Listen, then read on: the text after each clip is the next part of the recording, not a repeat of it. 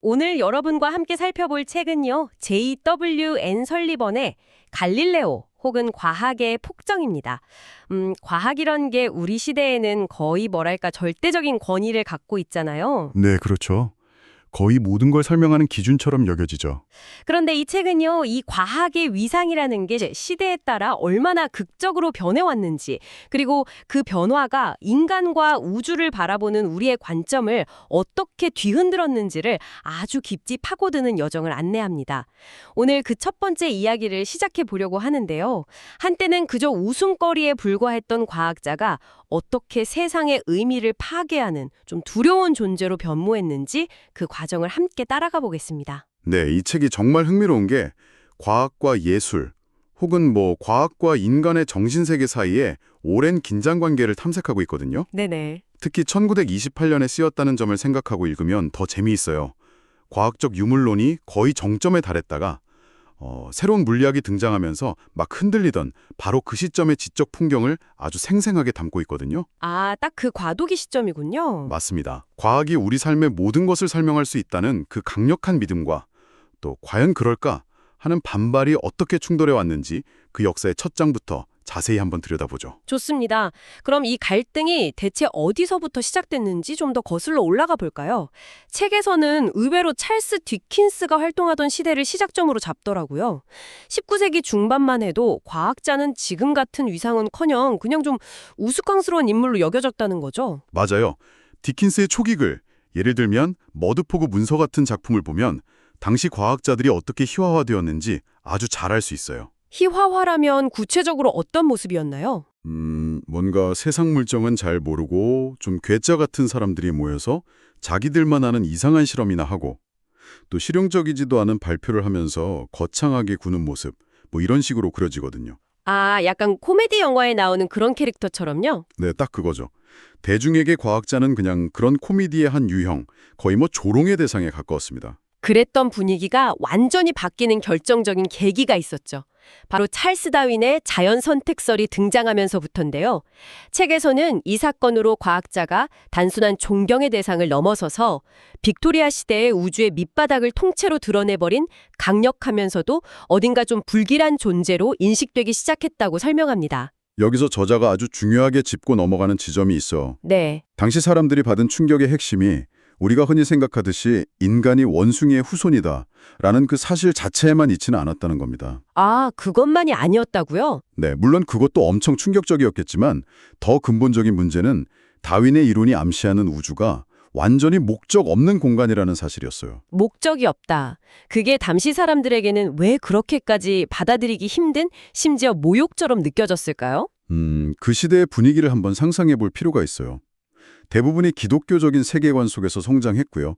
특히 산업혁명을 통해서 물질적 풍요가 막 넘쳐나던 시기였거든요. 네, 그렇죠. 빅토리아 시대 하면 번영의 이미지가 있으니까요. 맞습니다. 그들은 자신들의 그 번영이 신의 섭리, 다시 말해 우주가 어떤 선하고 지적인 목적을 향해 나아가고 있다는 증거라고 아주 굳게 믿었습니다. 그런데 과학이 딱 나타나서 아니, 우주에는 아무런 목적도 없고 당신들의 존재는 그저 우연한 물질 작용의 결과일 뿐이다. 라고 말하는 거죠. 와, 이건 정말 단순한 지적 충격을 넘어서 자신들의 삶과 가치관 전체를 부정당하는 느낌이었겠네요. 바로 그거죠. 모욕에 가까웠을 겁니다. 정말 흥미로운 지점이네요. 보통 과학자들은 자기 발견에 대해 굉장히 확신에 차 있을 거라고 생각하는데 오히려 이 새로운 세계관을 전파했던 토머스 헉슬리나 존 틴들 같은 과학자들 스스로도 당혹감을 느꼈다고요. 마치 원치 않는 진실을 발견한 사람처럼요. 그들은 왜 그렇게 혼란스러워했던 걸까요? 그렇죠. 저자는 그들이 유난히 지적 정직성의 의무를 거의 광적으로 강조했던 모습을 분석합니다. 지적 정직성이요. 네, 그건 마치 스스로를 북돋우기 위해서 혹은 자신들이 발견한 이 끔찍한 진실 앞에서 무너지지 않으려고 일부러 더 크게 소리치는 것 같았다는 거예요. 아, 이것이 진실이라면 아무리 고통스러워도 우리는 받아들여야만 한다. 이런 식으로요. 그들은 의식적으로 스스로를 진리의 순교자로 만들려고 했습니다. 자신들이 느꼈던 혼란과 고통을 어떤 신념으로 승화시키려 했던 거죠. 물론 모든 과학자가 다 그랬던 건 아니겠죠. 당연하죠. 저자도 그 점을 분명히 하고요. 연구실 밖에서는 존재감이 거의 없거나 평생 독실한 기독교인으로 조용히 살다 간 과학자들도 많았어요. 하지만 시대의 거대한 흐름, 그러니까 지성계를 휩쓴 분위기는 아주 분명했습니다. 어떤 흐름이었죠? 과학의 최종 목표가 인간을 포함한 모든 것을 물질과 운동이라는 법칙으로 환원시켜서 설명하는 것처럼 보였던 거죠. 아, 유물론적 세계관이군요. 네, 인간의 정신, 사랑, 예술, 이 모든 것들이 결국엔 뇌 속 화학물질의 작용일 뿐이라는 그 유물론적 세계관이 대세가 되어가고 있었습니다. 그렇게 과학의 논증이 세상을 압도하기 시작했을 때 사실 논리적으로는 반박하기가 어려웠을 것 같아요. 저자도 오직 과학만이 과학을 몰아낼 수 있다고 표현했으니까요. 맞아요. 논리로는 안 됐죠. 그렇다면 남은 유일한 방법은 과학자라는 존재 자체를 공격하는 것이었겠군요. 그리고 그 역할을 당대의 위대한 예술가와 사상가들이 맡았다는 거고요. 정확합니다. 그 선봉에 섰던 인물이 바로 니체였죠. 니체의 비판은 정말 날카롭고 근본적입니다. 그는 과학자가 온전한 인간이 아니라고 말해요. 온전한 인간이 아니다. 네, 그저 가장 비싸고 정교하며 쉽게 변질되는 도구에 불과하다는 거죠. 도구라니요? 굉장히 과격한 표현인데요. 그게 무슨 뜻인가요? 니체가 보기에 과학자는 사랑도, 증오도, 분노도 할 수 없는 존재예요. 그저 자신이 수신하도록 조율된 특정 종류의 자극만을 반영하는 일종의 거울과 같다는 겁니다. 아, 과학적 사실이라는 데이터는 정확하게 비출 수 있을지 몰라도 그 데이터가 인간의 삶에서 갖는 의미나 가치, 즉 그 뜨거운 감정의 영역은 전혀 이해하지 못한다는 거죠. 그렇군요. 그래서 니체는 과학자의 철학이란 결국 그 자신의 한계, 그러니까 감정이 거세든 불완전한 인간상을 표현하는 것 외에 아무것도 아니며 진정한 인간의 문제를 이해할 능력 자체가 없다고 비판했던 겁니다. 와, 정말 날카로운 비판이네요. 그러니까 과학자들이 세상을 보는 방식 자체가 인간적인 경험의 핵심을 놓치고 있다는 거군요. 톨스토이나 도스토옙스키 같은 다른 작가들도 이런 생각에 동의했나요? 네, 그들도 아주 비슷한 입장이었어요. 이런 관점은 곧 모든 분야의 예술가들 사이에서 큰 공감을 얻으면서 퍼져나갔습니다. 과거의 시인 워즈워스가 식물 표본을 만드는 식물학자를 향해서 자연을 해부하고 죽이는 자라고 경멸했던 태도가 있잖아요. 네, 기억납니다. 그게 이제는 모든 과학자를 향한 보편적인 태도가 된 셈이죠. 심지어 저자는 과학자들의 전기를 읽어보면 이런 예술가들의 비판에 어느 정도 일리가 있다고 인정하기까지 합니다. 과학자들의 전기에 어떤 모습이 그려지길래요? 그들이 사생활에서는 충실한 남편이자 친절한 아버지이고 때로는 좀 순진한 속물근성을 보이기도 하고요. 또 강의실 유머 같은 것에 진심으로 즐거워하는 지극히 평범한 사람들이라는 묘사가 나와요. 어찌 보면 좀 지루하게까지 느껴지는 인물상이네요. 그렇죠. 바로 그 지점에서 예술가들의 근본적인 의문이 터져 나옵니다. 어떤 의문이죠? 책에 나오는 표현이 아주 신랄한데요.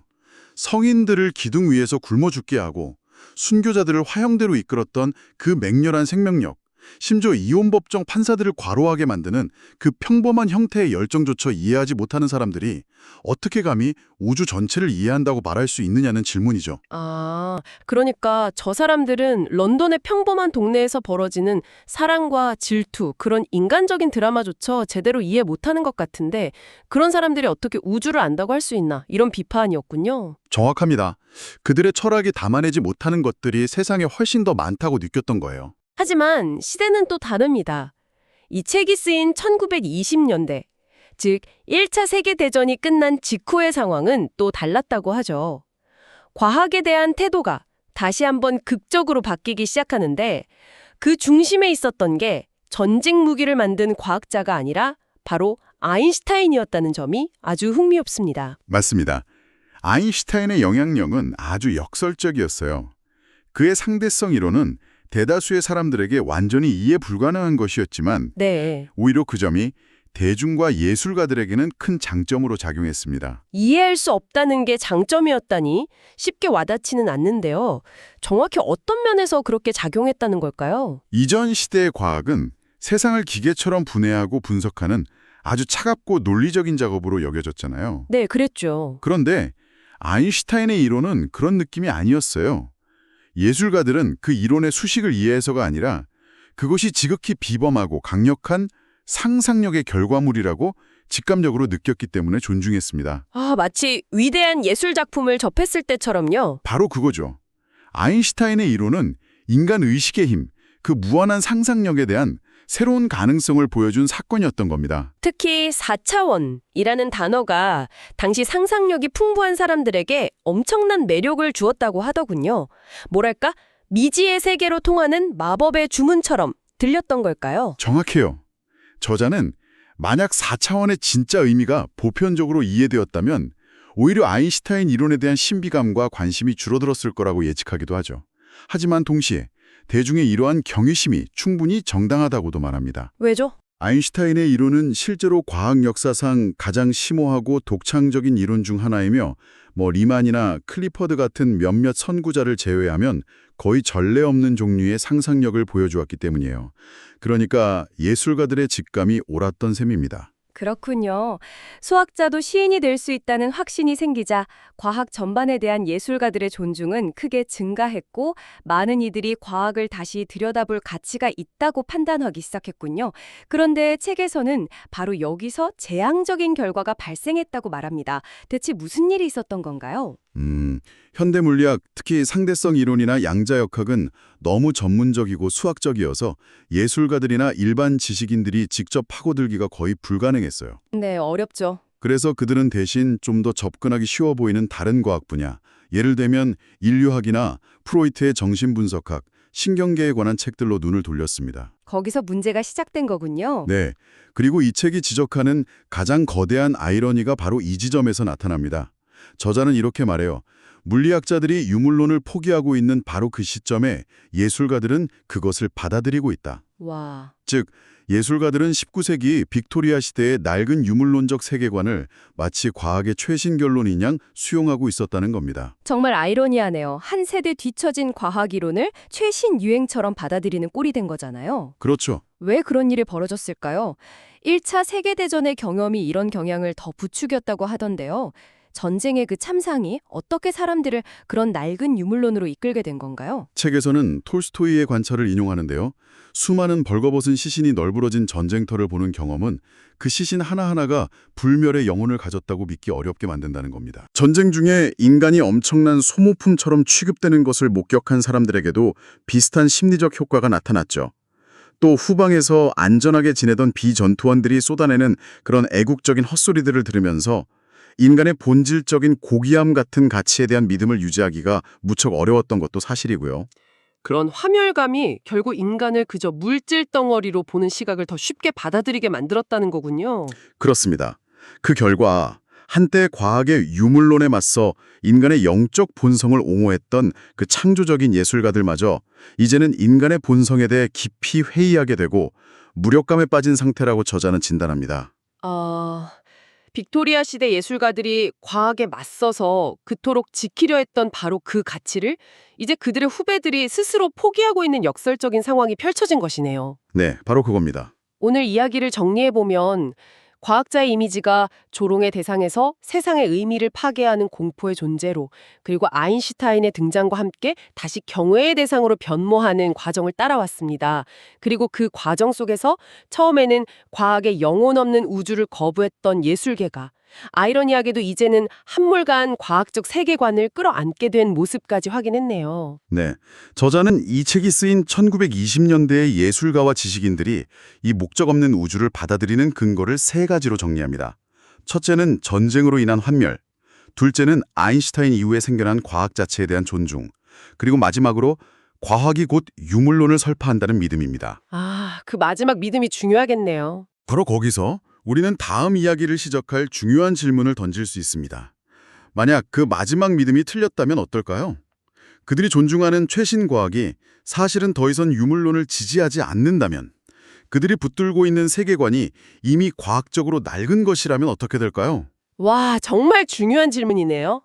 이 질문에 대한 답을 다음 시간에 계속해서 탐색해 보겠습니다. 지난 시간에 저희가 1차 세계대전의 그 끔찍한 경험 이후에 예술가들이 과학을 어떻게 보게 됐는지 그 미묘한 변화를 좀 따라가 봤습니다. 네. 한쪽에서는 아인슈타인 같은 인물이 열어젖힌 새로운 우주에 막 경외감을 느끼면서도 또 다른 한쪽에서는 그 전쟁이 남긴 깊은 환멸감 속에서 오히려 좀 낡은 빅토리아 시대의 유물론으로 돌아가는 듯한 그런 모습을 보였죠. 네, 바로 그 지점에서 오늘 이야기를 시작하면 될 것 같습니다. J.W.N. 설리번이 쓴 갈리오 혹은 과학의 폭정이라는 책이 바로 그 질문을 던지거든요. 어떤 질문이죠? 과연 과학이 정말 우리에게 목적 없고 차가운 우주를 믿으라고 강요하는 게 맞는가 하는 질문이요. 아, 이 책은 많은 지성인들이 그런 비관적인 믿음을 갖게 된 이유를 크게 세 가지로 꼽습니다. 첫째는 전쟁이 남긴 트라우마, 둘째는 과학에 대한 거의 맹목적인 존중, 그리고 마지막으로 과학이 곧 유물론이라는 오해. 이 세 가지요. 그렇군요. 전쟁의 상처야 뭐 각자 감당해야 할 몫이라 쳐도 과학에 대한 존중이라는 부분은 좀 더 파고들 여지가 있어 보여요. 네네. 지금도 그렇잖아요. 과학적으로 증명된 이 말 한마디만 붙으면 그게 어떤 맥락의 연구인지 따져보지도 않고 그냥 절대적인 진리처럼 받아들이는 경향이 있으니까요. 어쩌면 우리가 과학이라는 이름에 너무 많은 걸 기대하고 있는지도 모르겠습니다. 저자도 정확히 그 점을 지적합니다. 과학에 대한 존경심이 뭐랄까 도를 넘어섰다는 거죠. 도를 넘어섰다. 네, 그러면서 모든 과학이 평등하지 않다고 아주 단호하게 선을 긋습니다. 가령 수학적 물리학처럼 아주 엄밀하고 정밀한 분야가 있는 반면에 프로이트의 정신분석학이나 일부 행동주의 심리학, 심지어 우생학 같은 분야도 과학의 이름을 달고 있다는 거예요. 아, 저자는 이런 주장들이 겉보기만큼이나 실제로는 어리석을 수 있다고 꽤 신랄하게 비판합니다. 흥미로운 지점이네요. 근데 프로이트 심리학 같은 경우는 한때는 굉장히 권위 있는 과학으로 받아들여지지 않았나요? 물론이죠. 그걸 지금 와서 어리석다고 딱 잘라 말하는 건 너무 쉬운 판단 아닐까 싶기도 한데요. 맞습니다. 그래서 저자의 핵심은 특정 이론이 맞다 틀리다를 떠나서 우리가 이 모든 걸 과학이라는 하나의 바구니에 담아서는 안 된다는 겁니다. 아, 분류를 해야 한다. 네, 물리학과 심리학을 동등하게 묶어주는 건 어쩌면 과학이라는 그 이름뿐일 수 있다는 거죠. 그럼에도 불구하고 똑똑한 사람들이 왜 이런 분야에 매료되는가? 그건 바로 그 이름이 주는 권위 때문이라는 분석이에요. 과학이라는 이름표가 일종의 품질 보증 마크처럼 작동하는 셈이죠. 그렇군요. 과학이라는 이름의 무게에 대해서 다시 한번 생각해 보게 되네요. 그런데 저자는 여기서 한 걸음 더 나아가잖아요. 우리가 가장 확실하다고 믿는 그 물리학, 그 핵심 과학조차도 생각보다 훨씬 잠정적이라고 말한다고요. 맞습니다. 과학의 역사에서 절대 불변의 확고한 진리 같은 건 신화에 가깝다는 겁니다. 신화다. 네, 이 책에서 드는 예시를 보면 그게 아주 명확하게 와닿아요. 혹시 기계적 에테르라고 들어보셨어요? 아, 그럼요. 빛을 전달하는 매질이라고 알려졌던 그 가상의 물질 말씀이시죠? 한때는 온 우주가 그걸로 가득 차 있다고 믿었던 시대가 있었잖아요. 네, 19세기 과학자들은 그 에테르의 존재를 거의 책의 표현을 빌리자면 열정적으로 믿었습니다. 열정적으로요? 네. 에테르의 밀도나 탄성 같은 물리적 특성까지 다 계산해냈으니까요. 하지만 지금은 어떻습니까? 완전히 사라졌죠. 그렇죠. 에테르라는 개념은 물리학에서 흔적도 없이 사라졌습니다. 그런데 이보다 훨씬 더 충격적인 사례가 있습니다. 뭔가요? 바로 뉴턴의 중력 법칙입니다. 잠깐만요. 뉴턴의 중력 법칙이요. 그건 거의 뭐 물리학의 출발점 아닌가요? 사과가 땅에 떨어지는 이유인데 이것도 뒤집혔다는 말씀이세요? 뒤집혔다기보다는 더 크고 정확한 이론, 그러니까 아인슈타인의 상대성 이론에 의해 대체되었다고 보는 게 맞겠죠. 아, 대체되었다. 네. 수세기 동안 가장 완벽하고 절대적인 법칙으로 여겨졌던 뉴턴의 체계가 사실은 우주의 일부 조건에서만 근사적으로 맞는 일종의 특별한 경우였다는 게 밝혀진 겁니다. 와, 저자는 바로 우리가 이 거대한 패러다임의 전환을 목격한 세대라는 점을 잊지 말라고 강조해요. 과학이론은 영원한 도그마가 아니라 언제든 더 나은 설명으로 대체될 수 있는 잠정적인 가설일 뿐이라는 거죠. 알겠습니다. 과학이라는 게 그렇게 계속 바뀌는 불확실한 거라면 도대체 왜 20세기 초 예술가들은 과학 때문에 우주가 의미 없다고 생각하면서 그렇게까지 고뇌했던 걸까요? 뭔가 다른 이유가 있었던 것 아닐까요? 저자도 바로 그 지점에서 아주 날카로운 심리 분석을 시도합니다. 심리 분석이요? 네. 과학이 한 사람을 자신의 의지와 상관없이 유물론자로 만들 만큼 결정적인 증거를 제시한 적은 단 한 번도 없었다는 거예요. 그럼 그들의 고뇌는 어디서 온 걸까요? 어쩌면 그건 진정한 믿음의 문제가 아니라 일종의 태도일 수 있다는 겁니다. 태도라니요? 그게 무슨 의미죠? 창작 활동을 하려면 어떤 식으로든 세상에 대한 입장이 필요하잖아요. 자신만의 중심을 잡아야 하고요. 그렇죠. 저자는 일부 감수성이 예민한 예술가들이 창작에 필요한 힘과 안정감을 얻기 위해서 마치 하나의 구심점처럼 유물론적 세계관을 채택했을 수 있다고 봅니다. 그러니까 그게 진실이라고 굳게 믿어서라기보다는 네, 그 비극적인 세계관이 주는 어떤 강렬함, 명료함, 거기서 힘을 얻는다는 거죠. 와, 굉장히 도발적인 분석인데요. 우주는 차갑고 나는 고독하다 하는 식의 태도가 사실은 예술가로서 살아남기 위한 생존 본능에서 나온 일종의 방어 기제일 수 있다. 이런 말이네요. 그렇습니다. 스스로는 그것이 완벽하게 진실하다고 믿겠지만 실제로는 그 태도를 유지하기 위해 끊임없이 의지적인 노력을 하고 있을 수 있다는 거죠. 그리고 저자는 이런 분석에만 머무르지 않고 그 불행의 근원으로 지목된 과학적 세계관 자체를 정면으로 반박하기 시작합니다. 그 논리가 궁금하네요. 어떤 식으로 반박하죠? 당시 영향력 있던 문학평론가 I.A. 리처즈의 주장을 가져옵니다. 리처즈는 과학이 자연을 무력화시켰다고 말했어요. 자연을 무력화시켰다. 네, 인간의 소망이나 가치와는 아무 상관없이 그저 무심하게 돌아가는 우주의 맨얼굴을 드러냈다는 뜻입니다. 이건 뭐랄까, 우주가 인간을 위해 존재한다는 식의 전통적인 마법적 관점과는 완전히 반대되는 얘기죠. 그래서 리처즈는 시인들이 이제 그런 마법적 관점을 버리고 이 차가운 과학적 우주를 받아들여야만 한다고 주장했고요. 네, 맞습니다. 영감이라던가 과학보다 더 깊은 실제 같은 낭만적인 생각은 이제 버려야 한다고요. 바로 그겁니다. 그런데 저자는 이 우울함의 원인을 리처즈가 잘못 짚었다고 비판해요. 어떻게 잘못 짚었나요? 리처즈는 우주에 철의 법칙이 존재한다는 그 사실 자체 때문에 우리가 불행해졌다고 봤지만 저자는 그게 아니라는 겁니다.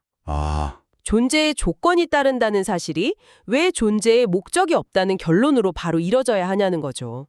이건 논리적 비약이라는 겁니다. 정말 예리한 지적이네요. 지지대 없는 돌이 땅으로 떨어진다는 중력 법칙을 안다고 해서 갑자기 제 삶이 무의미하게 느껴지지는 않으니까요. 바로 그겁니다.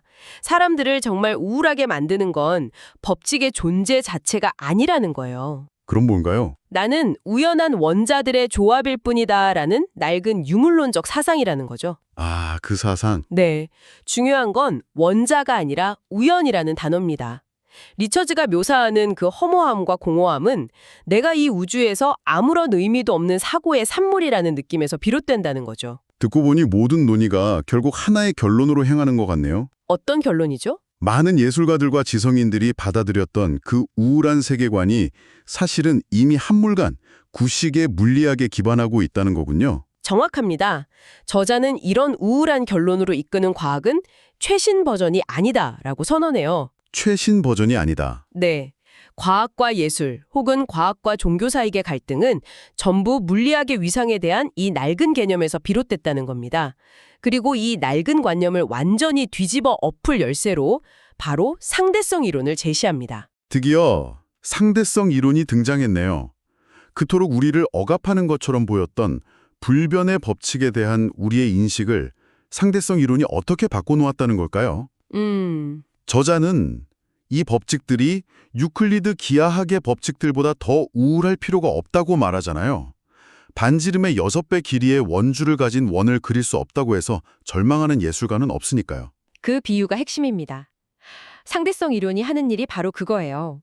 중력 법칙을 삼각형 내각의 합이 180도라는 기하학의 규칙처럼 너무나 당연하고 내재적인 것으로 느끼게 만들어준다는 겁니다. 당연하고 내재적인 것이요? 네. 법칙이 외부에서 우리를 짓누르는 철의 법칙이 아니라 우리 자신의 일부라는 깨달음을 주는 거죠. 알겠습니다. 그런데 그 부분이 이 책에서 가장 이해하기 어려운 지점인 것 같아요. 책에서 갑자기 점, 사건이니 4차원 세계니 하는 개념들이 나오는데 솔직히 머리가 하얘지더라고요. 그쵸. 거기가 좀 어렵죠. 점, 사건이라는 게 대체 뭔가요? 우리가 아는 공간이나 시간이랑은 완전히 다른 개념 같은데 좀 더 쉽게 비유해 주실 수 있을까요? 아주 좋은 질문입니다. 거기가 이 책의 클라이맥스니까요. 이렇게 한번 생각해보죠. 네. 현실이 무대 위에서 시간이 흐르면서 진행되는 연극이 아니라 이미 촬영이 다 끝난 한 편의 영화 필름이라고 상상해 보세요. 영화 필름이요? 네. 점 사건은 그 필름의 딱 한 프레임에 해당합니다. 그 한 프레임 안에는 어디에 있는지, 즉 공간 정보와 몇 번째 프레임인지, 즉 시간 정보가 분리할 수 없게 합쳐져 있죠. 하나의 무엇, 어디, 언제 덩어리인 셈입니다. 아, 그러니까 모든 시간과 공간 정보가 처음부터 다 담겨 있는 일종의 현실 블록 같은 거군요. 일단 거기까지는 따라온 것 같아요. 그럼 우리 의식은 그 영화 필름을 가지고 뭘 하는 건가요? 우리 의식은 영사비의 불빛 같은 역할을 합니다. 영사기 불빛이요? 네. 그 수많은 프레임, 즉 점, 사건들로 이루어진 4차원 시공간을 쫙 훑으면서 특정한 패턴을 선택해서 인식하는 거죠. 선택해서 인식한다. 네. 저자는 우리 마음에 영속성을 가진 것들을 특별히 흥미롭게 여기는 어떤 본질적인 선호가 있다고 말합니다.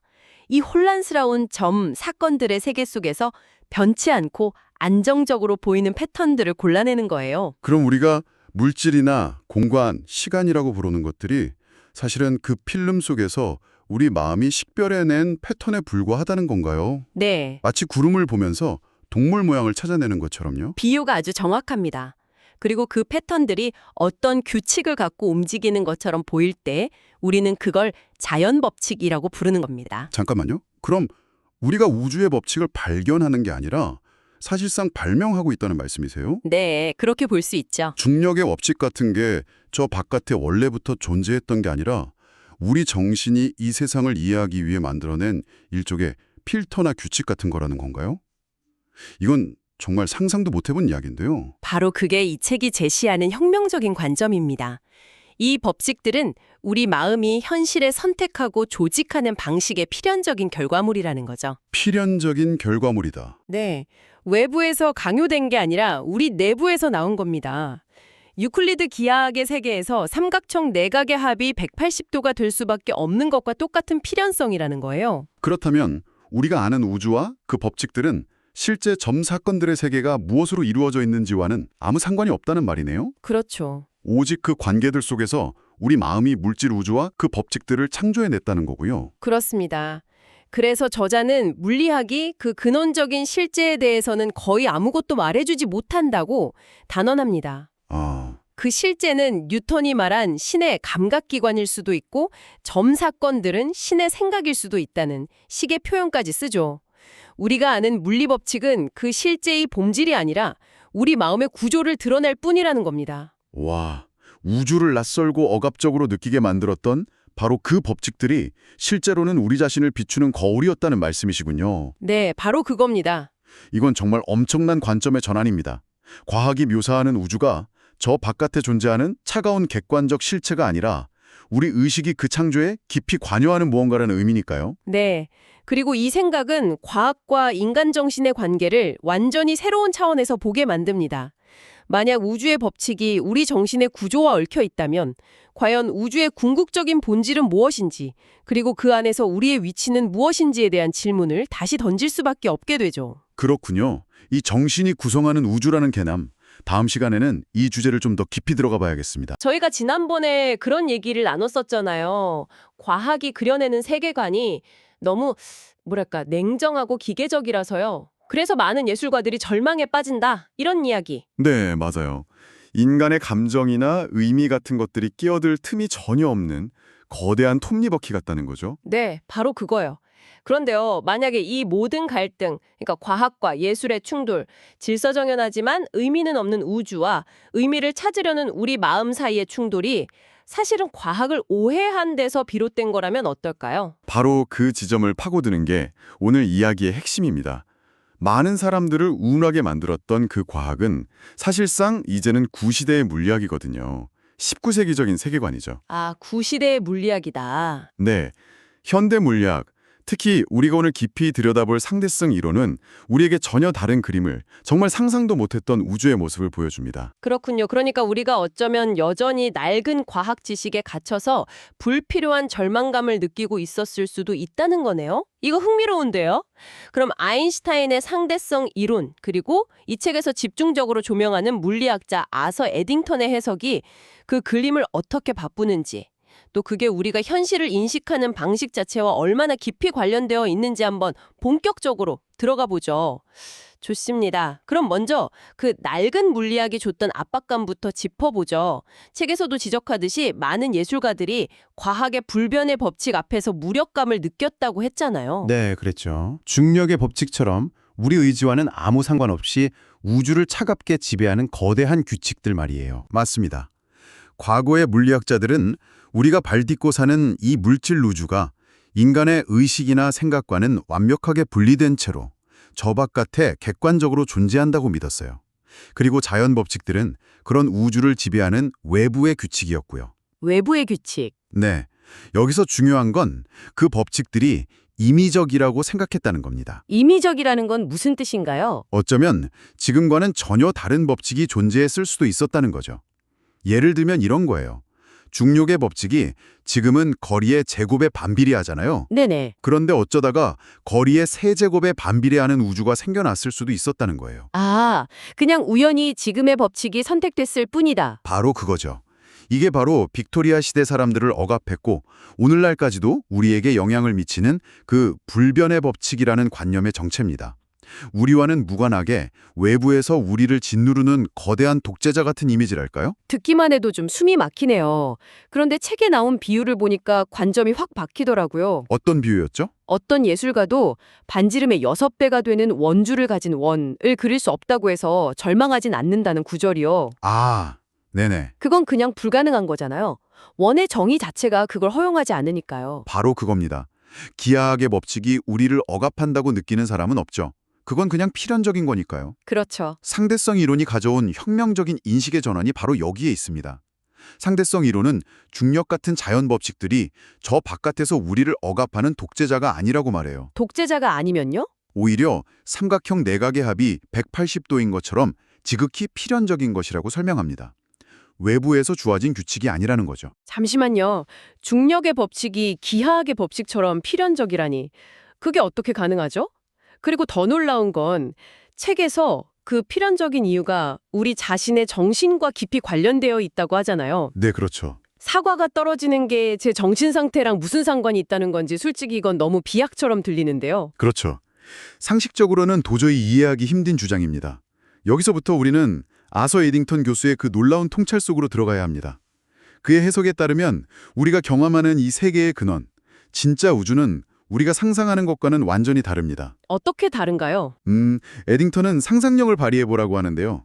우리가 보는 이 세상을 하나의 거대한 영화 스크린이라고 생각해보세요. 영화 스크린이요? 네. 스크린 위에는 배우도 있고 자동차도 있고 멋진 풍경도 있죠.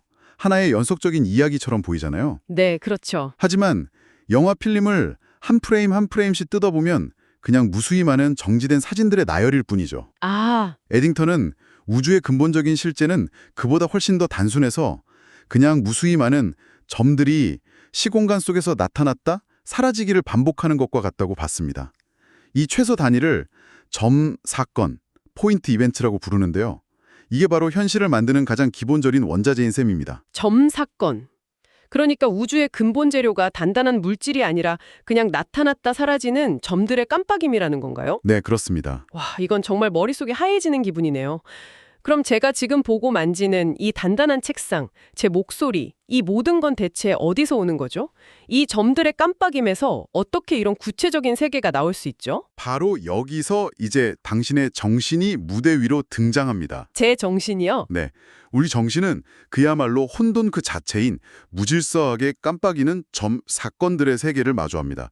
그리고는 본능적으로 한 가지 작업을 시작하죠. 어떤 작업이죠? 바로 선택입니다. 선택이요. 뭘 선택한다는 거죠? 제가 의식적으로 하는 것도 아닐 텐데요. 좋은 지적입니다. 이건 완전히 무의식적이고 본능적인 과정이죠. 우리 정신은 이 혼돈의 바다에서 의미 있는 패턴을 찾아내려고 합니다. 특히 영속성을 가진 것, 즉 계속해서 지속되는 것처럼 보이는 특징들을 기가 막히게 골라냅니다. 아, 사라지지 않고 계속 남아있는 것들이요? 네, 왜냐하면 그게 생존에 유리하도록 진화해 왔으니까요. 그렇게 골라낸 영속적인 특징들을 하나로 엮고 체계를 만들고 구조를 부여합니다. 그 결과물이 바로 우리가 객관적 우주라고 부르는 것, 즉 공간, 시간, 물질, 그리고 자연 법칙들입니다. 와, 그럼 지금 우리가 경험하는 우주 전체가 우리 정신이 무질서한 데이터의 바다에서 의미 있는 것들만 콕 집어서 편집하고 감독한 일종의 사용자 인터페이스 같은 거라는 말씀이시네요? 완벽한 비유입니다. 공간, 시간, 물질, 자연 법칙, 이 모든 것은 우리 정신의 선택과 구성이 만들어낸 결과물입니다. 여기서 가장 충격적인 사실은요. 만약 우리와 다른 선택 원리를 가진 다른 종류의 정신이 있다면 다른 종류의 정신이요? 네, 그 정신은 똑같은 점, 사건이라는 원자재를 가지고도 우리로서는 상상조차 할 수 없는 전혀 다른 우주를 구성할 거라는 점입니다. 우리가 아는 우주는 수많은 가능한 현실 중 하나에 불과한 셈이네요. 그렇습니다. 이야기가 이렇게 되니 정말 거대한 질문이 생기네요. 우리가 경험하는 우주가 우리 정신이 만들어낸 인터페이스라면 그 바탕에 되는 소스 코드, 즉 점 사건들의 진짜 정체는 대체 뭐죠? 그 실체는 물질인가요? 아니면 정신 같은 건가요? 이건 그냥 철학적인 질문이 아니라 물리학의 근간을 뒤흔드는 질문 같은데요. 맞습니다. 그리고 물리학의 가장 정직한 대답은 알 수 없다는 겁니다. 아, 모른다. 네, 이것이 바로 현대 물리학이 우리에게 가르쳐준 어떤 겸손함 같은 거죠.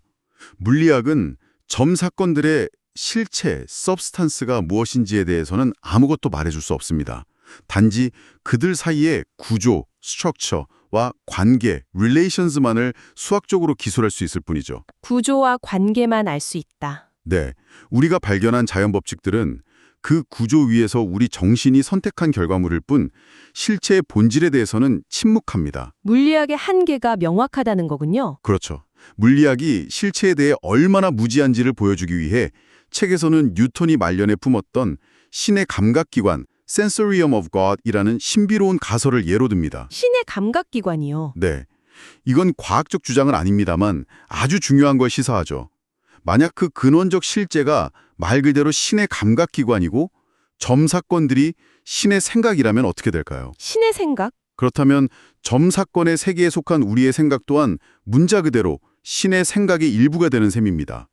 우리는 그분 안에서 살고 움직이며 존재한다는 성경 구절이 비유가 아니라 사실이 되는 거죠. 와, 이 가설은 현대 물리학이 실체의 본질에 대해 얼마나 넓은 해석의 여지를 남겨두고 있는지를 상징적으로 보여줍니다. 결국 우주의 근본 재료가 무엇인지는 과학의 영역 너머에 있다는 거네요. 그렇습니다. 그럼 시간이나 목적 같은 개념들은 어떻게 되나요? 이런 것들도 결국 우리 정신이 만들어낸 인터페이스의 일부인가요? 모든 것이 바뀝니다. 특히 시간이 그렇죠. 시간의 흐름 역시 우리 정신이 크게 기여한 산물일 가능성이 매우 높습니다. 책에 나오는 사건은 일어나는 것이 아니라 우리가 그것을 우연히 마주치는 것이다 라는 구절이 이 관점의 핵심을 꿰뚫습니다. 마주치는 것이다? 네, 4차원의 근원적 실제 속에서는 과거, 현재, 미래의 모든 사건이 이미 그 자리에 존재하고 있다는 거예요. 우리는 그저 의식의 흐름이라는 손전등을 비추면서 그것들을 순차적으로 경험할 뿐이라는 거죠. 마치 소설책의 모든 페이지가 처음부터 다 인쇄되어 있는데 제가 한 페이지씩 순서대로 읽어나가는 것과 비슷하네요. 정확합니다. 아주 좋은 비유예요. 우리가 미래를 알지 못하는 것은 실제 자체가 미완성이어서가 아니라 우리 정신의 심리적 구조가 한 번에 한 페이지만 보도록 만들어졌기 때문일 수 있다는 겁니다. 아, 그렇다면 어떻게 되죠? 그러면 시간의 흐름을 전제로 하는 목적이라는 개념, 즉 무언가를 향해 나아간다는 생각은 근원적 실제에 적용할 때 완전히 무의미한 개념이 될 수도 있습니다. 모든 것이 이미 그곳에 있으니까요. 네, 점 사건으로 이루어진 4차원 우주. 논리적으로는 따라갈 수 있겠는데 이걸 정말로 이해하거나 느끼는 건 전혀 다른 문제네요. 머리로는 알겠는데 가슴으로는 받아들여지지 않는 그런 오래된 습관을 버리는 것처럼 정말 힘든 일입니다. 그리고 바로 그 지점이 이 책이 말하고자 하는 가장 중요한 부분일지도 모릅니다. 새로운 과학 이론을 진정으로 이해한다는 것은 단순히 논리를 따르고 공식을 외우는 것 이상을 의미하거든요. 그것을 실현하는 것, 즉 이 책의 표현을 빌리자면 의식의 성장이라고 부를 수 있는 과정을 통해 그 새로운 사고방식을 내 지적 장비의 일부로 만드는 것을 뜻합니다. 의식의 성장이라 조금 추상적으로 들리기도 하는데요. 책에 나온 비유를 생각해보면 쉽습니다. 처음에는 무의미한 기호의 나열처럼 보였던 추상적인 수학 개념들이 반복적인 사고 훈련을 통해 어느 순간 갑자기 명확하고 당연한 것으로 다가오는 수학도의 경험, 아, 네, 그런 경험 있죠.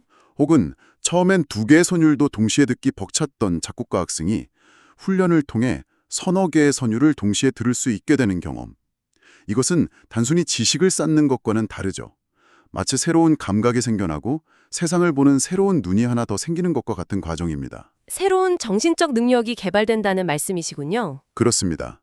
그리고 현대 물리학의 역사는 바로 이러한 성장을 우리에게 끊임없이 요구해온 역사였습니다. 예를 들어 전자이론은 실체라는 낡은 개념을 버리고 행동이라는 개념으로 사물을 보도록 요구했어요. 행동으로요. 네. 물질이란 그것이 무엇으로 만들어졌는가가 아니라 그것이 어떻게 행동하는가로 정의된다는 생각이죠. 또 산대성 이론은 동시성이라는 우리에게는 너무나 당연하고 직관적인 관념이 사실은 착각이었음을 받아들이도록 만들었습니다. 그게 다가 아니죠. 이 책은 이제 양자 이론이 그보다 훨씬 더 큰 도전을 우리 앞에 던져놓고 있다고 말하는데요. 맞습니다. 상대성 이론이 거시 세계의 문을 열었다면 양자 이론은 미시 세계의 문을 열었는데 그 안은 훨씬 더 기이하고 이상한 곳이었습니다. 양자 이론이 우리에게 던지는 딜레마는 이렇습니다. 예를 들어 전자는 마치 자신이 앞으로 무엇을 할지 어떤 목표 지점에 도달해야 할지를 미리 아는 것처럼 행동합니다. 아, 심지어 그 목표를 달성하기 위해 필요한 복잡한 수학적 계산까지 순식간에 해내는 것처럼 보이죠. 전자가 미래를 안다니요. 이건 정말 SF 영화 같은데요. 그렇죠. 우리는 이것이 실제로 가능하다고 도저히 인정할 수가 없습니다. 인과율에 어긋나니까요. 네. 그렇다면 이 어려움은 어디서 비롯된 걸까요? 아마도 전자가 이상한 게 아니라 우리가 사물을 생각하는 방식 그 자체가 문제일 겁니다. 우리가 쓰는 생각의 틀이요. 네. 원인과 결과라는 틀, 주체와 객체라는 이분법, 이런 낡은 사고방식으로는 더 이상 이 세계를 이해할 수 없게 된 거죠. 우리는 이제 전혀 다른 방식으로 생각하는 법을 배워야만 합니다. 그리고 그 새로운 사고방식이 어떤 결과를 낳을지는 지금으로선 아무도 예측할 수 없는 거고요. 아무도 모르죠. 우리는 인간의식의 발전 가능성에 대해 아는 바가 거의 없으니까요. 과학이 제시하는 우울하고 확실한 세계에서 출발했는데 어느새 모든 것이 불확실하고 경이로운 깊은 미스터리의 지점에 도달했습니다. 외부의 법칙에 짓눌린 수동적인 존재인 줄 알았는데 알고 보니 우주를 만들어내는 창조의 파트너였고요. 이 모든 논의가 결국 우리에게 남기는 것은 무엇일까요? 오늘날 과학 앞에서 우리가 가져야 할 올바른 태도는 경이로움과 겸손함, 이 두 가지일 겁니다. 우주도 그리고 그 우주를 바라보는 인간의 정신도 우리가 쉽게 안다고 단정할 수 없는 심오한 미스터리입니다. 무엇이 불가능한지를 안다고 자신하는 것은 오직 불완전한 정신일 뿐이다. 책의 이 구절처럼요. 지금은 그 어느 때보다도 독단적인 태도나 섣부른 확신이 설 자리가 없는 시대입니다. 저자가 인간의 정신을 묘사한 비유가 정말 아름답다고 생각했어요. 어떤 부분 말씀이시죠? 여러 종류의 식물이 한데 모여 있는 것과 같아서 어떤 부분은 이미 활짝 꽃을 피웠고 어떤 부분은 아직 단단한 봉우리 상태로 남아있다는 비유요. 네, 기억납니다. 그러면서 베토벤의 음악을 예로 들죠. 그의 후기 현악 사중주에 담긴 그 숭고한 감정은 우리 대부분에게는 아직 배아 상태로만 존재하는 어떤 정신적 능력이 그에게서는 완전히 발현되었음을 보여준다고요. 바로 그 지점이 이 이야기를 듣는 분들께서 마지막으로 생각해볼 질문으로 이어집니다. 이 책은 우리가 일상에서 문득 경험하는 특별한 기분, 갑자기 스쳐 지나가는 통찰이나 설명할 수 없는 깊은 감동 같은 순간들을 그저 단순한 변덕이나 감상으로 치부해서는 안 된다고 제안합니다. 단순한 변덕이 아니라면 그건 뭘까요? 어쩌면 그것들은 우리 안에 잠들어 있는 아직 피어나지 않은 의식의 봉오리가 보내는 신호, 의식이 진화해 나갈 다음 단계를 알리는 아주 미미한 첫 움직임일지도 모른다는 거죠. 의식 진화의 첫 움직임. 네, 스스로가 창조에 참여한 우주에 살고 있는 의식, 그리고 그 정신과 더불어 우리가 아직 예측할 수 없는 방식으로 계속해서 변해갈 우주. 그 거대한 흐름 속에서 바로 지금 당신 안에서 일어나고 있는 그 희미하고 섬세한 움직임이 과연 어떤 의미를 가질지 한번 조용히 들여다보시는 것은 어떨까요? 지난 시간에 저희가 나눴던 얘기 기억나세요? 과학이 그려주는 세계의 모습이랑 우리가 실제로 살아내면서 느끼는 경험 사이에 정말 큰 간극이 있다는 거요. 네, 맞아요. 우주가 그저 목적 없이 떠다니는 원자들의 우연한 집합체다. 이런 설명은 우리 직관이랑 너무 다르죠. 그렇죠. 오늘은 J.W.N. 설리번의 칙을 보면서 이 얘기를 좀 더 해볼까 하는데요. 현대 물리학에서는 이미 폐기된 그 낡은 유물론적 관점이 이상하게도 심리학 같은 다른 분야에서는 아직도 뭐랄까 엄청난 영향을 미치고 있다는 거예요. 바로 그 지점이 흥미롭습니다. 아니, 물리학에서 그렇게 성공했던 방법론이 왜 다른 데로 가면 오히려 폭군처럼 작용하게 되는 걸까요? 맞아요. 왜 잘못된 길로 이끄는 건지. 그래서 오늘은 과학이랑 예술 그리고 진짜 현실의 관계를 어떻게 다시 봐야 할지 좀 깊이 파고들어 보려고 합니다. 좋습니다. 이 책이 바로 그 근본적인 원인을 파헤치고 있거든요. 책에서 정말 재미있는 지적을 하더라고요. 현대 물리학은 유물론을 떠났는데 그 유령이 여전히 심리학이나 우생학 같은 분야를 떠돌고 있다. 네. 그 핵심에 측정에 대한 집착이 있다고 하던데요. 바로 그 과학은 측정이다라는 금원으로 대표되는 이상이죠. 이건 물리학에서 빌려온 아주 강력한 무기였고요. 그렇죠. 모든 걸 숫자로 바꾸는 거. 그런데 이 잣대를 인간의 정신세계에 그대로 들이댔을 때 문제가 생기기 시작합니다. 책에서 칼 피어슨 조수의 연구를 예로 들잖아요. 아, 네. 그거 정말 형제들 사이에서 키나 팔 길이가 얼마나 비슷한지 그걸 측정해요. 그리고 그걸 지능이나 성실성 같은 정신적인 특성이 얼마나 비슷한지랑 비교를 하는 거죠. 잠깐만요. 그러니까 키랑 성실성의 유사성을 같은 저울에 놓고 비교했다고요? 핵심 질문인 거죠. 본질적으로 전혀 다른 것들을 억지로 같은 저울에 올려놓으려는 시도인 거예요. 책의 비유가 정말 기가 막힙니다. 이건 마치 하늘의 푸른 빛을 킬로그램 단위로 재려고 하는 것과 같다. 와, 비유가 정말 와닿네요. 그냥 훌륭한 도구를 완전히 엉뚱한 곳에 쓰고 있는 셈이군요. 그렇죠. 그래서 책에서는 이런 연구자들을 향해서 아주 신랄한 비판을 해요. 유난히 순진하고 세상 물정 모르는 과학자들이라고까지 표현하죠. 정말 날선 비판이네요. 근데 궁금한 게 왜 똑같은 측정인데 물리학에서는 그게 잘 통했고 심리학에서는 이렇게 문제가 되는 걸까요? 그게 바로 학문의 성숙도 차이 때문이라고 책은 설명하고 있습니다. 성숙도요? 네. 물리학 같은 분야는 이미 뉴턴이나 아인슈타인 같은 거장들이 전기 용량이나 중력처럼 눈에 보이지도 않은 어려운 개념들을 누구나 이해하고 측정할 수 있도록 명확하게 다 정의를 내려놨어요. 아, 길이 닦여 있군요. 맞습니다. 그래서 평범한 연구자도 그 길 위에서 정해진 절차대로 측정만 잘하면 충분히 의미 있는 기여를 할 수 있는 거죠. 그렇군요. 하지만 심리학은 어떤가요? 지능이 뭔지, 성실성이 뭔지 아직 아무도 명확하게 정의 내리지 못했잖아요. 맞아요. 아직도 논쟁이 많죠. 이렇게 근본 개념조차 아직 희미한 상태에서 성급하게 뭔가를 측정하려는 시도는 결국 그냥 피상적인 숫자를 만들어낼 뿐이지 그 실체에 대해서는 아무것도 알려주지 못한다는 겁니다. 알겠습니다. 그러니까 기초공사도 안 됐는데 기둥부터 세우려고 하는 꼴이네요. 근데 여기서부터 얘기가 더 심각해지는 것 같아요. 잘못된 방법을 적용하는 수준을 넘어서 아예 명백한 현실 자체를 부정하는 데까지 이르렀다는 거잖아요. 그 행동주의 심리학 얘기가 나오면서요. 네. 유물론적 편견이 정말 극단으로 치달은 경우라고 할 수 있죠. 여기서 말하는 극단적인 행동주의자들은요. 우리의 생각, 기억, 마음속에 떠오르는 이미지 같은 내면의 정신 상태가 존재한다는 그 사실 자체를 부정해버립니다. 네, 잠깐만요. 그럼 제가 지금 배가 고프다고 느끼거나 어젯밤에 꾼 꿈을 떠올리는 이 경험 자체가 아예 없다고 주장했다는 말씀이세요? 네. 전자에 가깝습니다. 그런 내적 경험은 과학적으로 증명할 수 없으니 그냥 허구에 불과하다고 본 거죠. 와, 그건 정말 믿기 힘든데요? 그렇죠. 그래서 저자는 이런 주장에 대한 유일하고도 적절한 대응은 풍자뿐이라고 말합니다. 퉁자요? 네. 마치 볼테르가 소설 캉디드에서 이 세상은 가능한 최선의 세계라는 라이프니츠의 낙관론을 조롱했던 것처럼요. 우리 경험의 가장 직접적인 증거인 마음의 존재를 부정하는 마음의 고학이라니 이보다 더한 부조리가 어디 있겠냐는 거죠. 듣고 보니 정말 그렇네요. 이런 환원주의적인 시각에 대한 비판은 프로이트의 정신분석학으로는 이어지더라고요. 인간의 모든 복잡한 행동을 성적인 동기로만 설명하려는 걸 그저 어리석을 뿐이다. 일종의 유물론적 콤플렉스다. 이렇게 아주 강하게 비판하던데요. 책에서 제시하는 비유가 그 핵심을 정말 정확하게 찌릅니다. 정신분석가들은 보통 사람들의 예술적 취향이 사실은 억압된 성적 욕망이 위장된 형태로 나타난 거라고 주장하잖아요. 네, 그렇죠. 그런데 저자가 이렇게 반박하는 겁니다.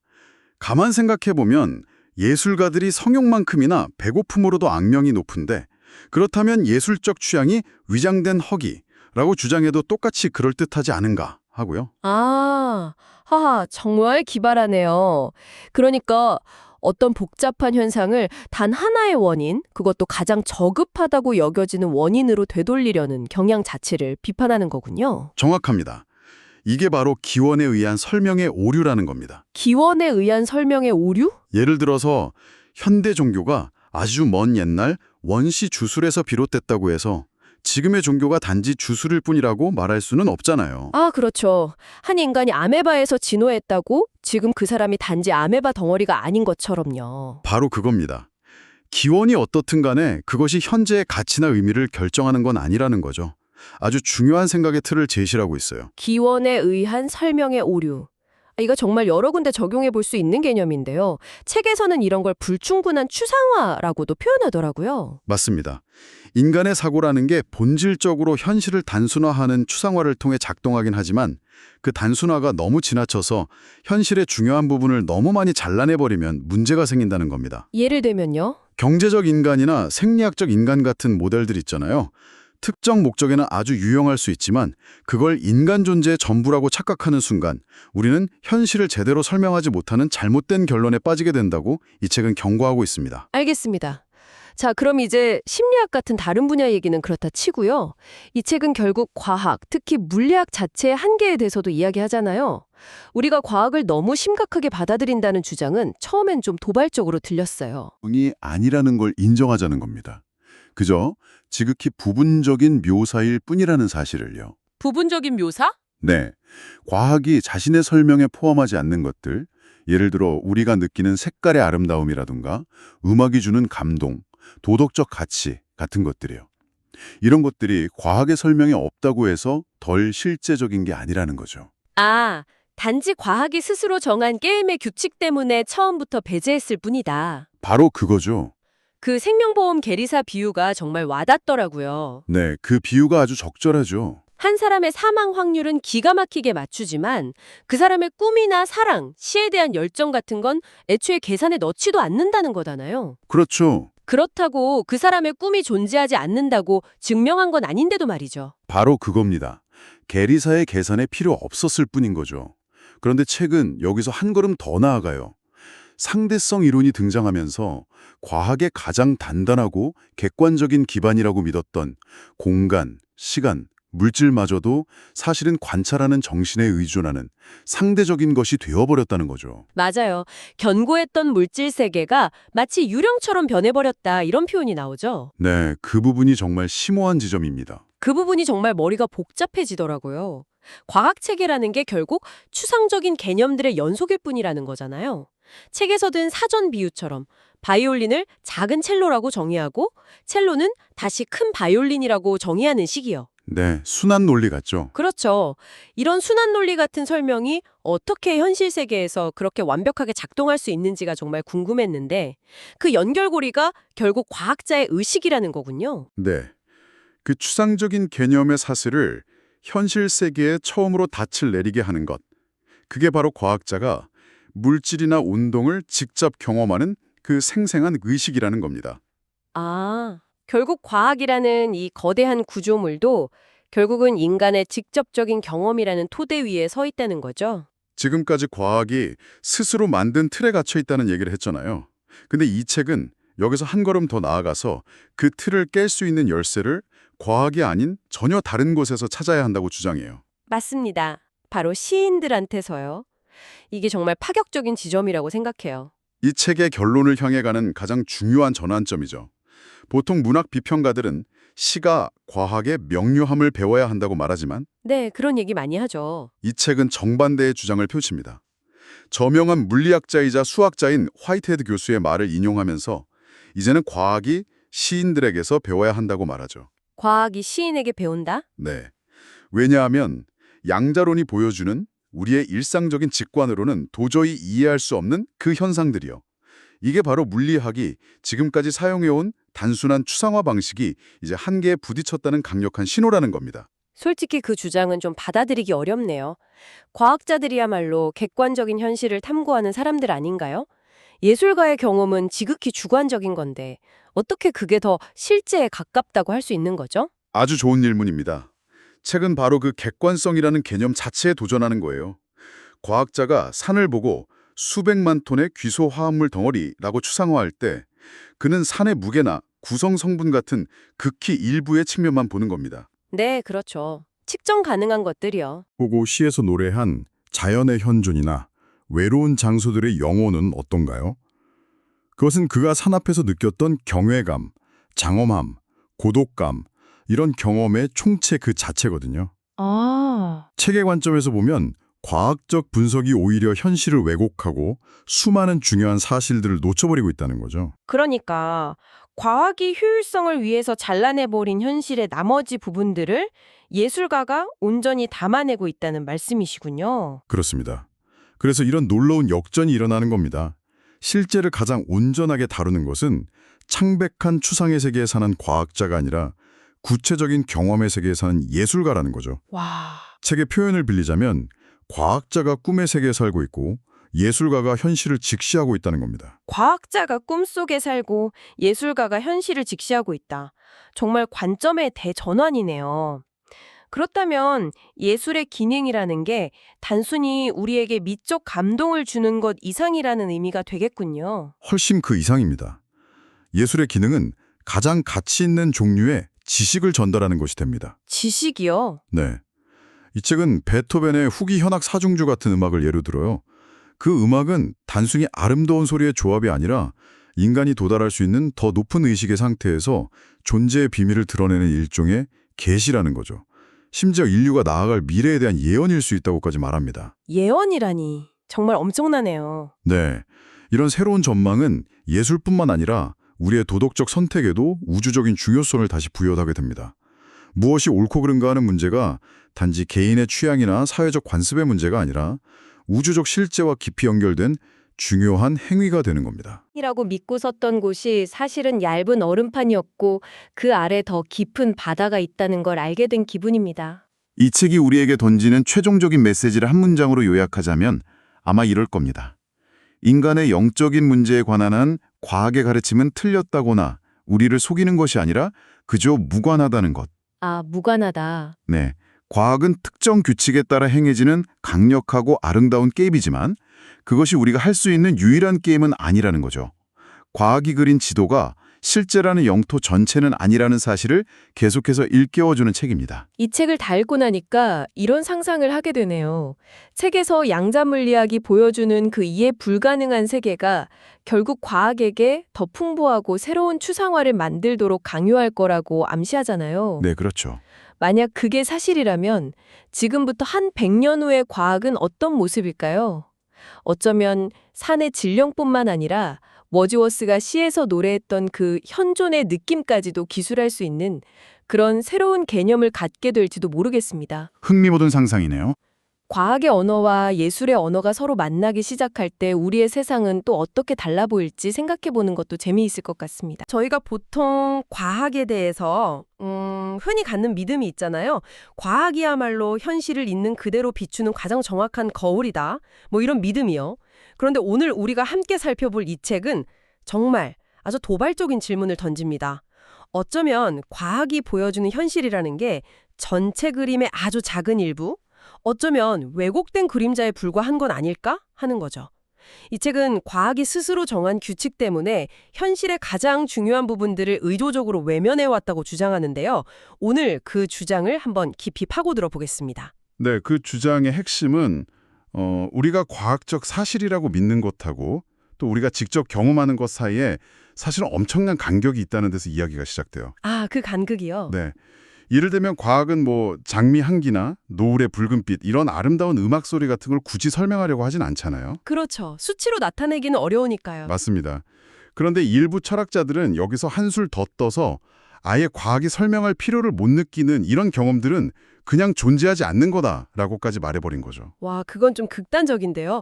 그러니까 측정하고 계산할 수 있는 것들, 예를 들어 무게가 얼마다, 공간을 얼마나 차지한다, 뭐 이런 물리적 특성만 진짜 현실이고 우리가 느끼는 색이나 향기, 소리 같은 건 그냥 우리 머릿속의 주관적인 환상이다.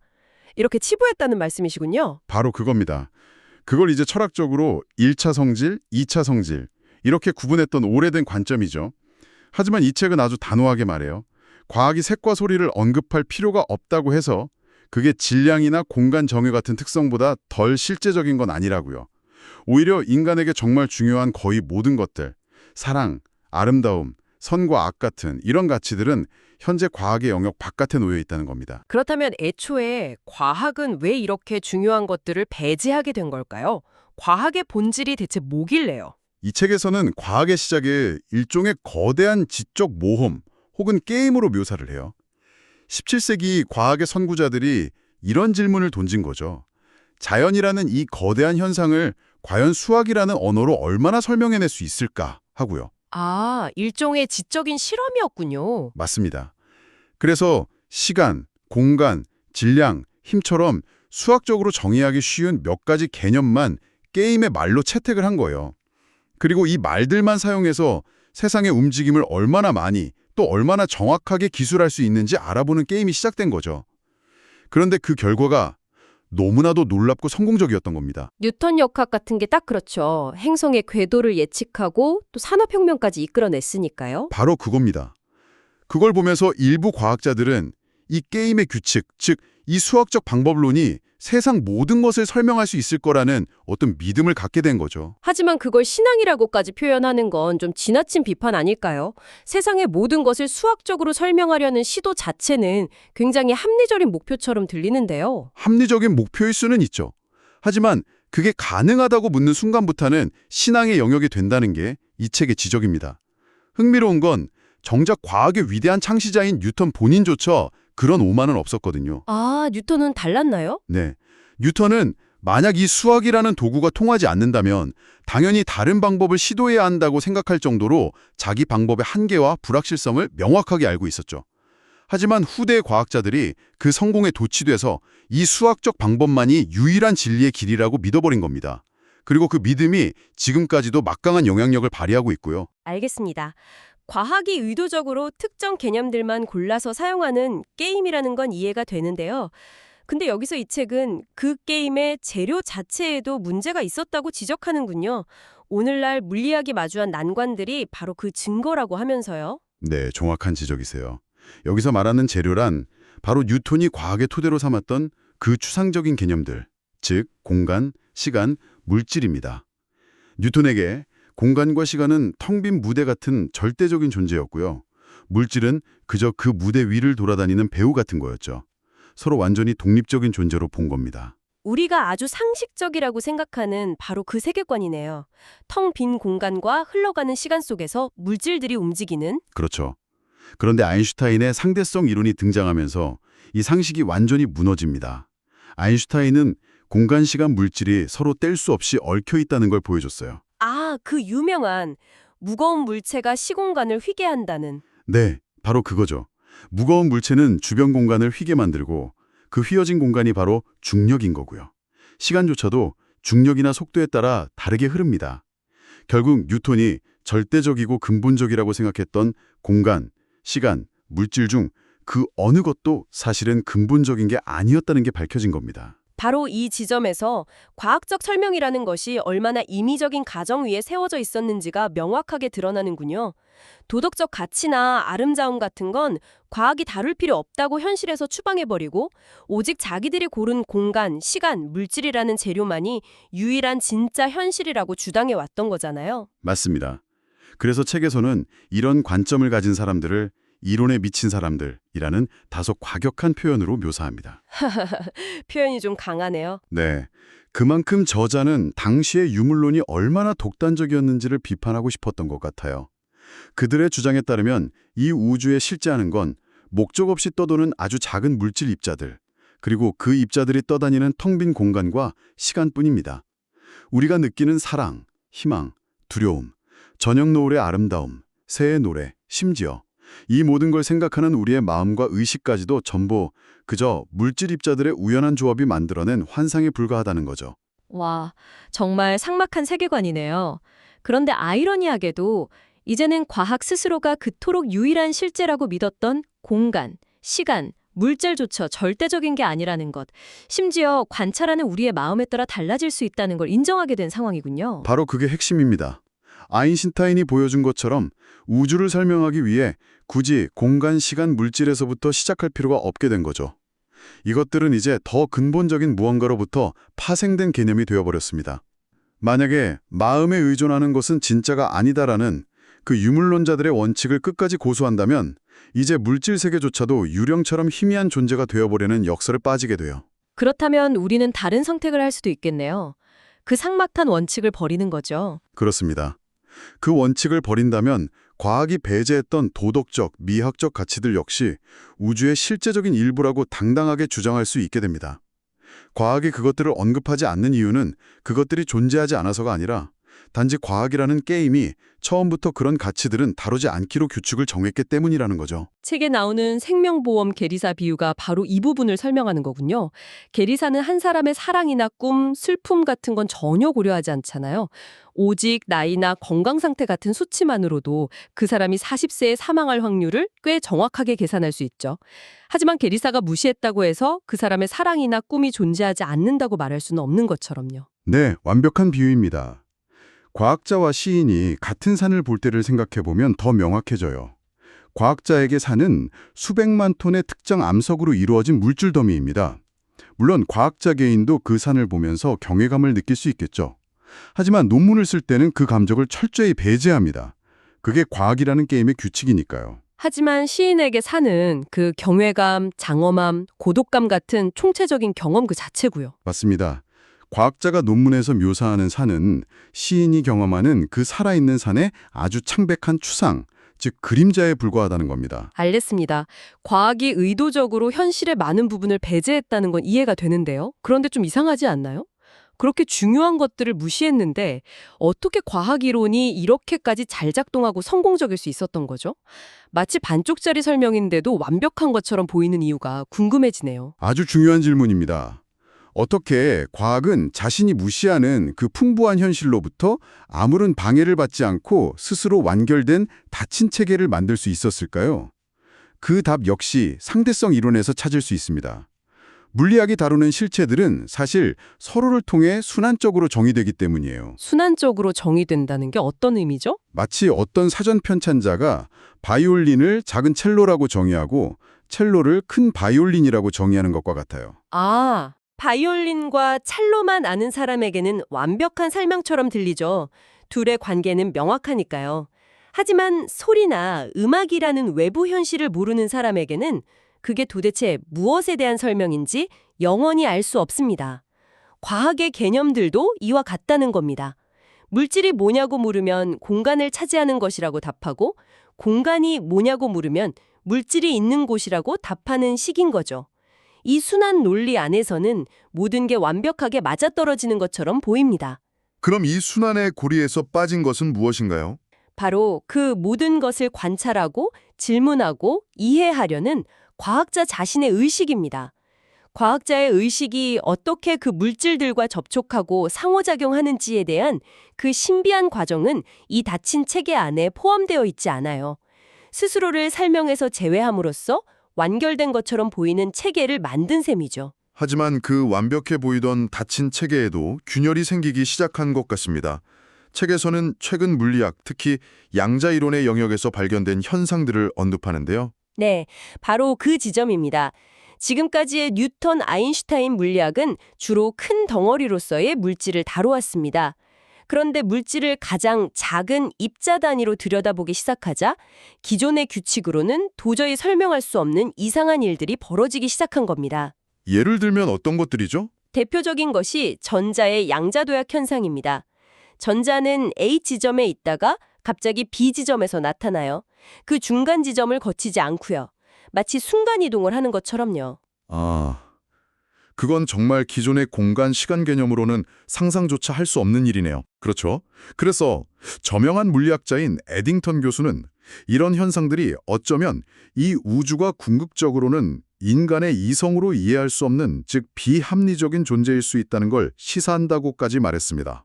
뉴턴이 막연하게 예감했던 수학적 방법이 더 이상 통하지 않는 영역에 도달한 걸지도 모른다는 거죠. 자연을 수학적으로 기술하려는 과학의 대전제가 뿌리부터 흔들리는 순간이군요.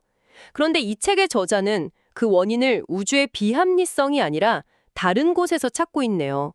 바로 과학이 사용해온 추상이 너무 빈약하고 불충분했기 때문이라고요. 그렇습니다. 문제의 원인은 우주가 아니라 우주를 바라보는 우리의 관점이 너무 편협했다는 겁니다. 해결책은 과학을 포기하는 게 아니라 오히려 처음으로 돌아가서 우리가 배제했던 경험의 구체적인 사실들을 다시 불러와서 더 풍부하고 완전한 새로운 추상 개념을 만드는 데 있다는 거죠. 그리고 이 위대한 개정 작업을 시도한 인물로 수학자이자 철학자인 화이트헤드 교수를 소개합니다. 화이트헤드는 어떤 대안을 제시했나요? 그는 과학의 가장 근본적인 개념인 실체라는 개념을 버리고 그것을 유기체라는 개념으로 대체하자고 제안합니다. 실체를 유기체로요? 네. 실체라는 말에는 변치 않는 단단한 알갱이라는 뉘앙스가 있잖아요. 하지만 유기체는 끊임없이 과정 중에 있고 주변과 관계를 맺으면서 패턴을 이루는 존재를 의미하죠. 예를 들어 전자를 더 이상 작은 당구공 같은 실체로 보지 말고 하나의 사건의 패턴이 반복되는 과정, 즉 유기체로 상상해보자는 겁니다. 실체를 유기체로 대체한다는 개념이 정말 흥미로운데 조금만 더 구체적으로 설명해 주실 수 있나요? 예를 들어 아까 말씀하신 전자의 순간이동 같은 난제는 이 새로운 관점으로 어떻게 설명될 수 있을까요? 아주 좋은 질문입니다. 음악을 생각해보면 쉬워요. 우리가 도라는 하나의 음을 인식하려면 아주 짧더라도 특정 시간의 길이가 필요하죠. 네, 그렇죠. 진동이 있어야 하니까. 맞습니다. 그 시간 동안 공기의 진동이라는 사건이 특정 패턴으로 반복되어야만 우리 뇌가 그것을 도라는 음으로 인지할 수 있습니다. 마찬가지로 전자라는 존재도 하나의 당구공이 아니라 하나의 곡조나 리듬 같은 것이라고 상상해보는 겁니다. 그 전자라는 패턴이 온전히 드러나기 위해서는 특정한 시공간적 범위, 즉 하나의 사건이 필요한 거죠. 아, 따라서 전자가 중간 과정을 거치지 않고 A에서 B로 나타나는 것은 한 라디오 채널에서 나오던 노래가 갑자기 다른 채널에서 이어져 나오는 것과 비슷하게 이해할 수 있습니다. 두 사건은 연결되어 있지만 그 사이에 공간적 연속성은 없는 거죠. 와, 이건 정말 사고의 대전환인데요. 세상을 딱딱한 물질 덩어리가 아니라 끊임없이 펼쳐지는 사건들의 패턴 혹은 음악의 흐름처럼 보는 거군요. 바로 그겁니다. 그리고 이 새로운 과학의 토대 위에서 가장 흥미롭고 혁명적인 변화는 바로 시인들의 직관이 차지하게 되는 위치입니다. 과거의 문학 비평가들은 시인들이 과학의 엄밀함을 배워야 한다고 주장했어요. 감상적인 표현 대신 객관적 사실을 말하라고요. 하지만 수학자이자 물리학자인 화이트헤드는 정반대로 말합니다. 이제는 과학이 시인들에게서 배워야 할 때라고요. 잠깐만요. 그건 정말 충격적인데요. 우리가 흔히 감상적이고 주관적이라고 생각하는 시인의 언어가 객관적이라는 과학보다 현실을 더 잘 꿰뚫어 본다는 거잖아요. 이건 과학에 대한 기존의 통념을 완전히 뒤집는 주장이네요. 네, 완전히 뒤집는 주장 맞습니다. 시인의 직관은 더 이상 유치하고 낡은 세계관에 속한 환상이 아니라 오히려 과학의 추상화 과정에서 거세된 현실과 더 긴밀하게 접촉하는 방식이라는 겁니다. 책에 인용된 워즈워스의 시 한 구절이 이 점을 아주 잘 보여줍니다. 아, 그 구절이 기억납니다. 자연의 존재들, 언덕의 환영들, 외로운 장소의 영혼들이 시인에게 위험과 욕망의 성격을 각인시켰다는 부분 말이죠. 네, 화이트헤드는 이게 단순한 공상이나 문학적 수사가 아니라고 말합니다. 이것이야말로 과학적 분석에서는 왜곡되는 경험의 실제적이고 구체적인 사실을 있는 그대로 묘사한 것이라고요. 산이 우리에게 주는 경외감, 숲이 주는 평온함 같은 가치와 의미들이 사실은 우주 자체에 내재된 속성이라는 겁니다. 결국 현실을 가장 온전하게 다루는 것은 과학자가 아니라 예술가이며 자신의 창백한 추상 개념만을 유일한 실제라고 착각하는 과학자야말로 꿈의 나라에 살고 있는 셈이라는 거죠. 그렇다면 앞으로 과학은 어떤 방향으로 나아가야 한다고 이 책은 결론 내리고 있나요? 과학이 해왔던 추상 작업 자체는 계속되어야 합니다. 하지만 지금의 교착 상태는 과학이 처음으로 돌아가서 구체적인 경험의 더 많은 요소들, 즉 시인과 예술가들이 포착해왔던 가치와 의미들을 새로운 추상에 포함시켜야 함을 의미합니다. 그 과정에서 세계는 더 이상 무의미한 물질 덩어리가 아니라 가치의 패턴이 진화해 나가는 상호 연결된 거대한 유기체로 보이게 될 겁니다. 정신과 물질의 분리, 나와 너의 분리 같은 이분법적인 사고는 비현실적인 것으로 대체될 거고요. 이런 관점의 변화가 가져올 가장 큰 결과 중 하나는 역시 예술의 위상이 완전히 달라지는 것이겠군요. 예술은 그저 미적 쾌감이라는 독특한 스릴을 주는 오락에 불과했습니다. 하지만 이 새로운 관점에서 예술의 기능은 지식을, 그것도 가장 가치 있는 종류의 지식을 우리에게 전달하는 것입니다. 지식을 전달한다고요? 네, 특히 음악 같은 추상적인 예술은 인간 정신이 도달할 수 있는 더 높은 가능성의 차원을 우리에게 드러내주는 최고의 매개체가 될 수 있다는 거죠. 베토벤의 음악은 단순한 소리의 조합이 아니라 더 높은 차원의 의식으로 바라본 존재의 본질을 드러내는 일종의 계시이며 인류가 앞으로 나아갈 미래에 대한 예언일 수 있다는 희망까지 제시하는 겁니다. 예술뿐만 아니라 도덕 역시 훨씬 더 큰 중요성을 갖게 되겠네요. 당연합니다.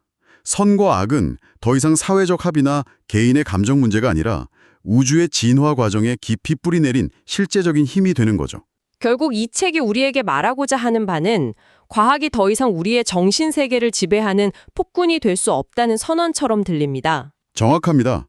과학은 특정한 기본 원리와 재료들을 가정하고 시작하는 하나의 방법론일 뿐이며 그 가정에는 늘 임의적인 요소가 포함되어 있습니다. 과학이 어떤 것을 가정하지 않았다고 해서 그것이 존재하지 않는다는 의미는 결코 아니죠. 과학은 우주에 대한 부분적인 설명을 제공할 뿐이며 앞으로도 영원히 그럴 것입니다. 그렇다면 인간의 영적인 문제, 즉 삶의 의미나 목적 같은 질문에 관한 한 과학의 가르침은 우리의 가능성을 제한하는 답이 아니라 그저 우리 문제와 무관하다고 봐도 되겠군요. 네, 이 책의 최종 결론은 바로 그것입니다.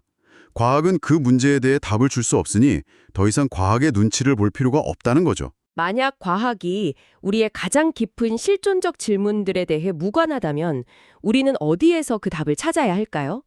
이 책의 주장처럼 예술과 시인들의 직관이 정말 그 열쇠를 주고 있는 걸까요? 아니면 그것 또한 과학적 신념을 대체하는 또 다른 형태의 믿음에 불과한 것일까요? 이 질문을 여러분께 남겨드리며 오늘의 이야기를 마무리하겠습니다.